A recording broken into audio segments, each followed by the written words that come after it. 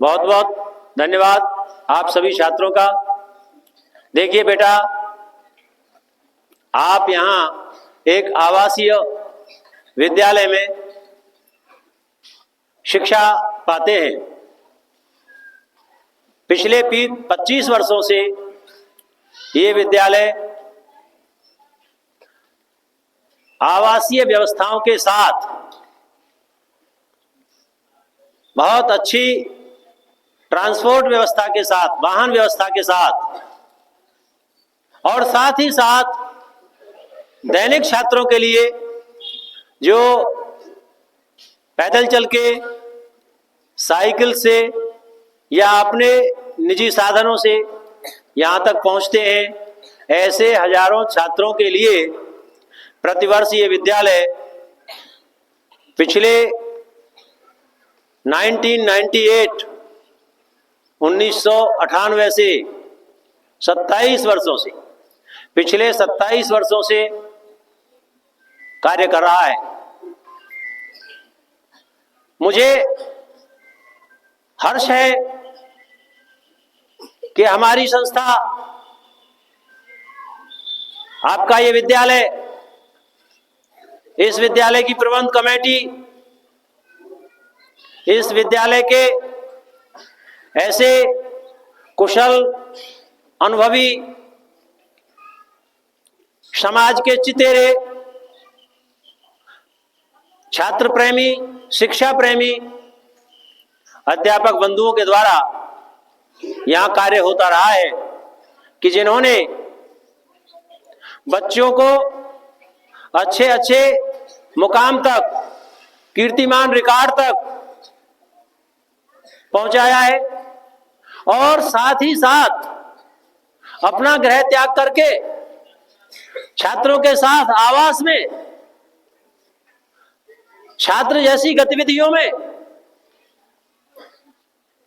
एक पिता पुत्र जैसा संबंध कायम करते हुए आप सबके लिए, आपके दुख सुख के सहभागी रहते हुए आपको ज्ञान प्रदान किया और ज्ञान प्रदान करते हुए स्वयं भी अपने मुकाम को पाया और आप लोगों को भी उच्च मुकाम तक पहुंचाया।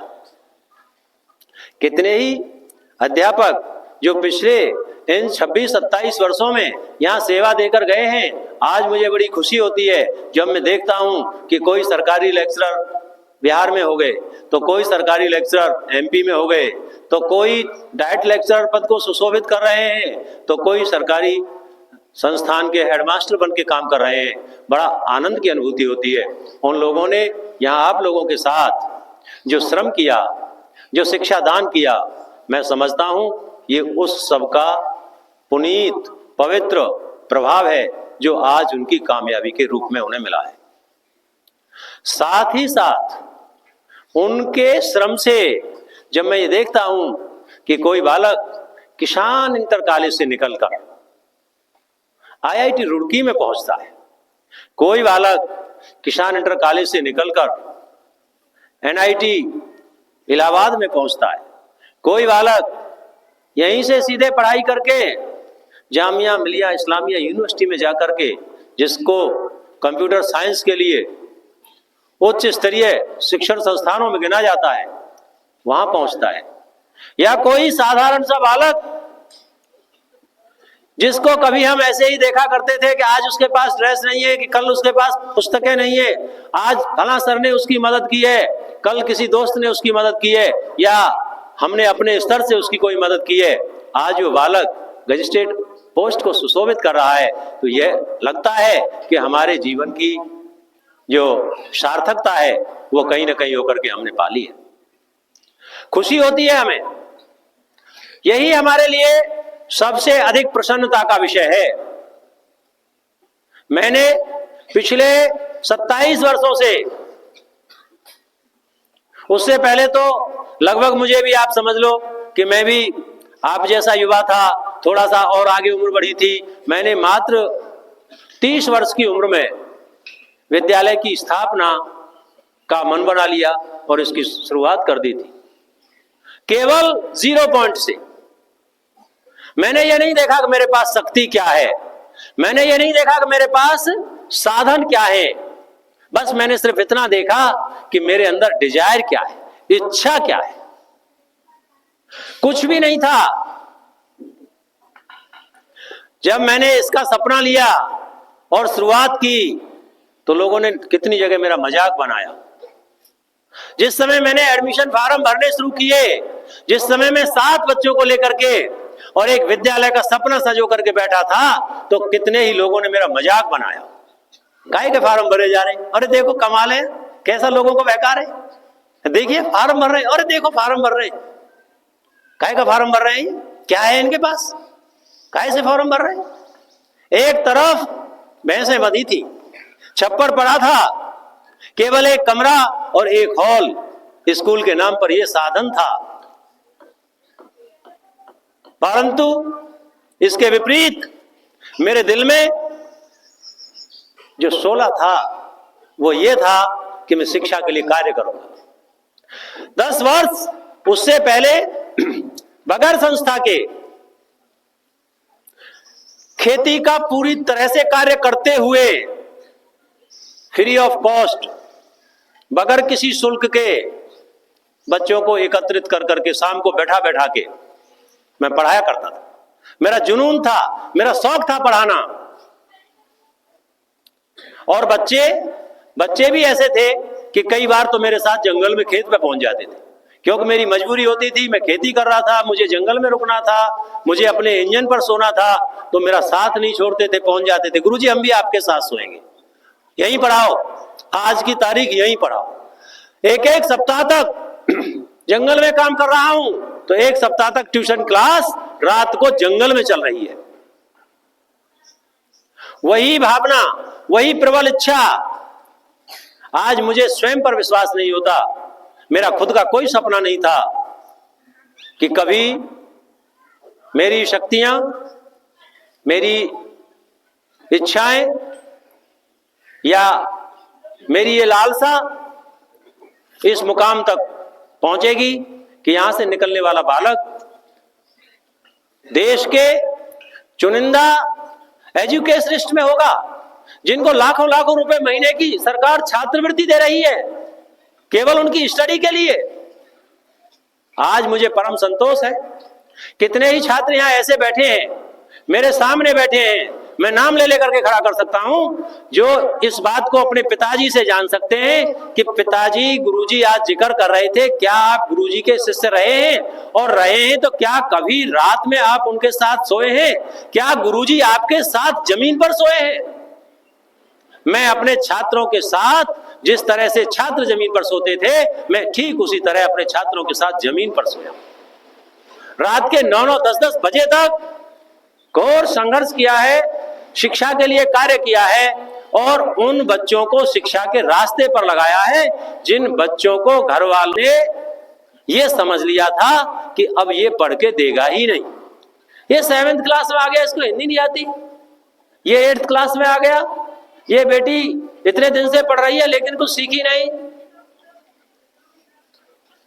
इस उम्मीद टूटे हुए छात्रों के लिए जब मैंने कार्य किया तो मैंने पाया कि लगभग 80%, 90% छात्र मेधावी बन के निकल गए, और उन 8-8 खोए हुए सालों को, जो केवल और केवल शिक्षण संस्थानों की अव्यवस्था के क्या कारण, घर वालों की अनदेखी के कारण, या हमारे देहाती परिवेश के कारण, जिन बच्चों के ऊपर ये ठप्पा लग गया था कि ये नहीं पढ़ेगा, मुझे बड़ी खुशी होती है जब मैंने उनको देखा कि वो पढ़ा है और बहुत अच्छा पढ़ा है।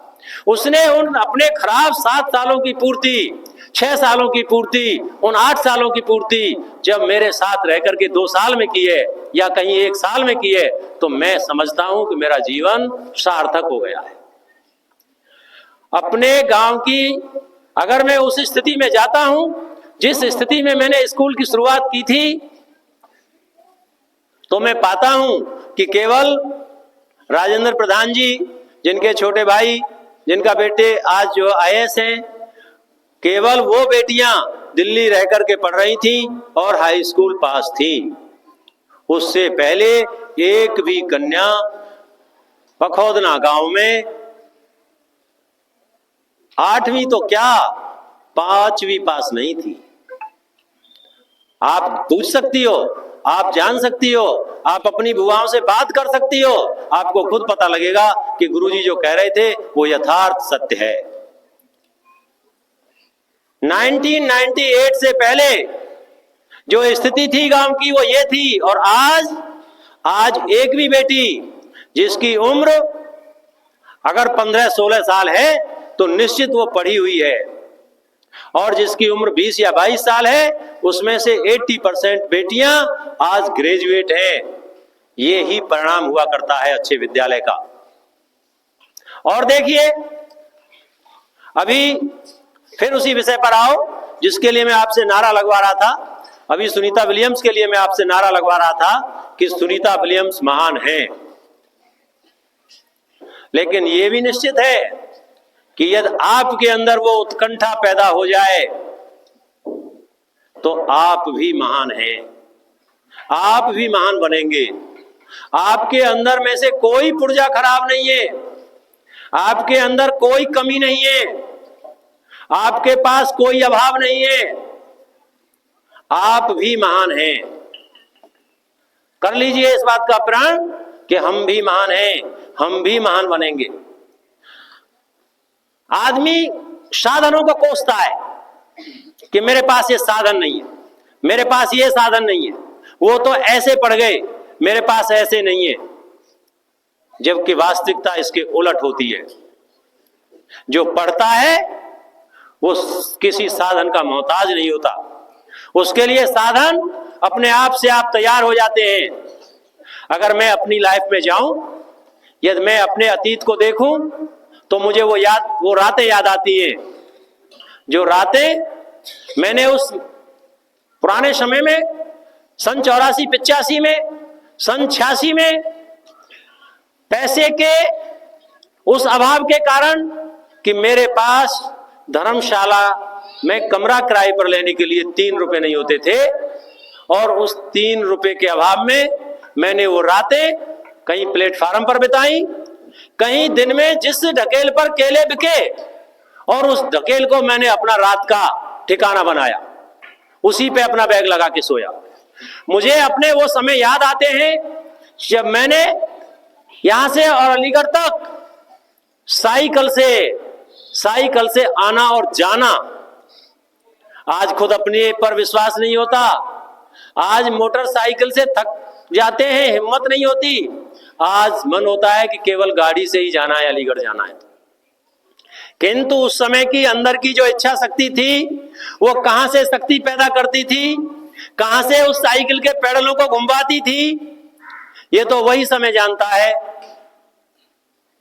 जब मैं यहां से सुबह 5:30 बजे, उस समय तो टिफिन का जमाना भी नहीं था, एक कपड़े का छन्ना बना के उसी में 4 चपातियां लपेट के और सुबह जो कुछ अपना सुलभ होता वो खा के और साइकिल की सीट पर बैठ जाता और ये मुंह कर लेता कि मुझे अलीगढ़ पहुंचना है। अब मुझे साइकिल से अलीगढ़ पहुंचना है और 9:30 बजते बजते मेरी एंट्री अलीगढ़ में होती थी, और फिर सेम डे वहां 6 या 7 घंटे बिताने के बाद फिर वहां से वापस भी लौटता था, जिसमें अक्सर गोमत नहर, बाजना, रात्रि हो जाती थी। शेष समय रात्रि का अंधेरे में साइकिल चला करके कटता था। जब इस तरह की उत्कंठा, जब इस तरह की लालसा, जब इस तरह की लगन आपके अंदर जग जाएगी तो फिर कोई गरीबी आपके पथ का कांटा नहीं बन सकती, कोई साधनहीनता आपको रोक नहीं सकती। इसलिए पैदा करो अपने अंदर के आत्मबल को जगाओ। सबसे बड़ा बल कौन सा होता है? सबसे बड़ा बल हमको मिले हुए साधन नहीं होते, सबसे बड़ा बल हमारा आत्मबल होता है। जब हमारा आत्मबल जग जाता है, जब हमारा आत्मबल मजबूत हो जाता है, जब हम अपनी आत्मा से सबल हो जाते हैं तो सारी परेशानियां, सारी बाधाएं, सारी परिस्थितियां, सारी कठिनाइयां निर्बल हो जाती हैं। हमारे आत्मबल के सामने सारी कठिनाइयां निर्बल हो जाती हैं, कमजोर हो जाती हैं, और हमको एक रास्ता उन सब कठिनाइयों के बीच से, उन सब परेशानियों के बीच से, उन सब परिस्थितियों के बीच से एक रास्ता मिल ही जाया करता है।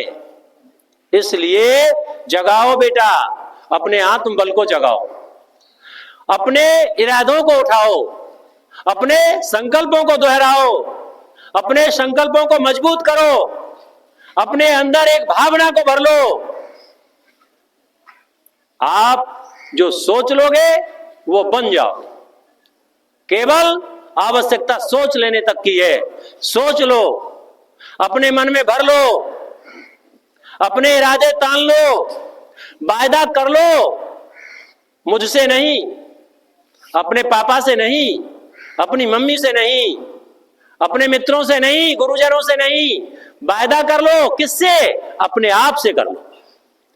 अपने आप से वायदा कर लो, अपने आप में वायदा कर लो, अपने आप में इरादा कर लो, अपने आप में ठान लो, मुझे ये बनना है, मुझे ये बनना है, केवल और केवल ये बनना है।